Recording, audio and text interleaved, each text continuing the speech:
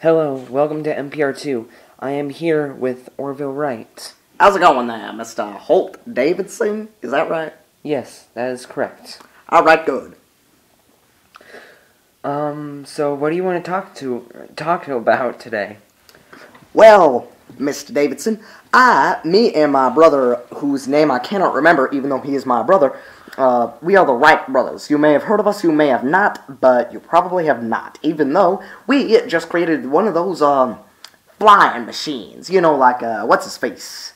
De Niro did back in the past, in Italy. Anyway, he made that flying machine of his, and, we took inspiration from that. We made our own. We call it the aeroplane. Yes, I am very familiar with it. We have these things nowadays called jets. Now, what does that mean, Sonny?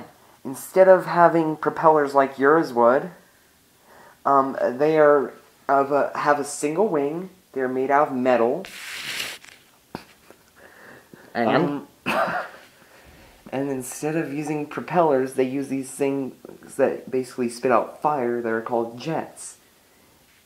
Sounds like a dragon you're describing to me. Sounds like a thing of myth. It's kind of like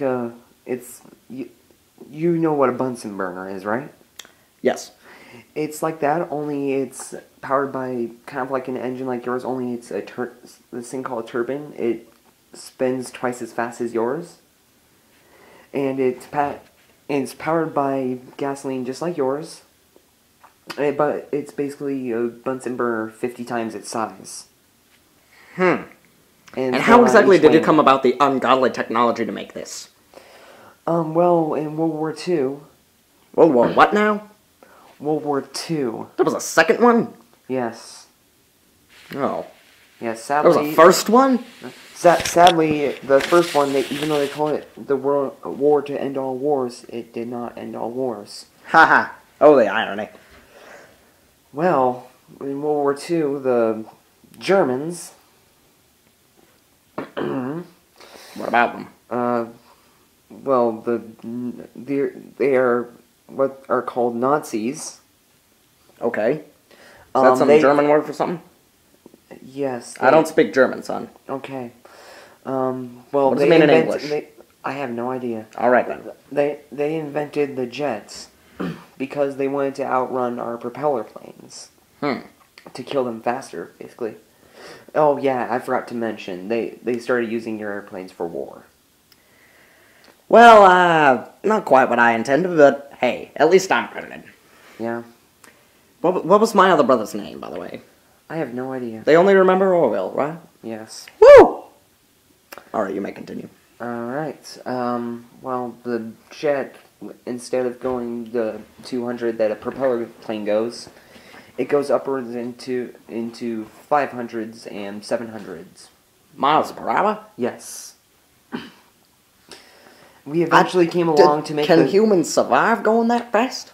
Yes, we have actually survived well above 1,000 miles an hour. Holy Christ.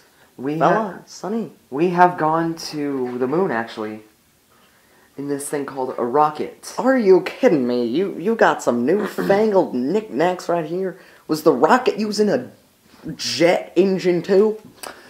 Sort of. It didn't have a turbine in it, but it ran out of this thing called liquid oxygen. Oxygen can be a liquid? It's only a... Oh my god. Yes. Oh, Jesus. Yes, How much has the world changed? It can be a solid. We actually figured out later on that every single element that has ever existed can be a gas, a liquid, and a solid. Wow. As well as the new things that we're just coming up with called plasma and Bose-Einstein condensate. We're just absolute zero. God. There's just so much to learn from this. Okay, let's stop talking about your newfangled science. God, gee whiz. My head can hardly wrap around all this stuff. You been to the moon, you say? Yes. How?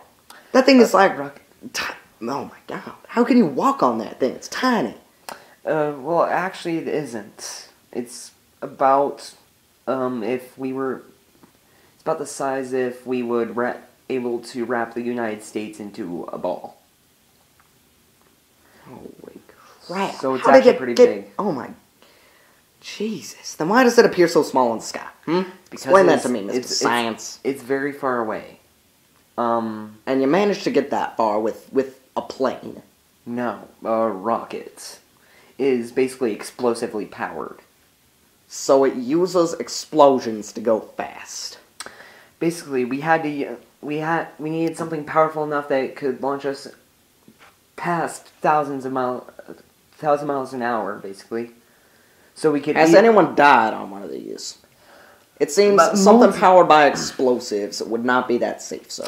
Yes, before the invention of this of a certain metal called titanium,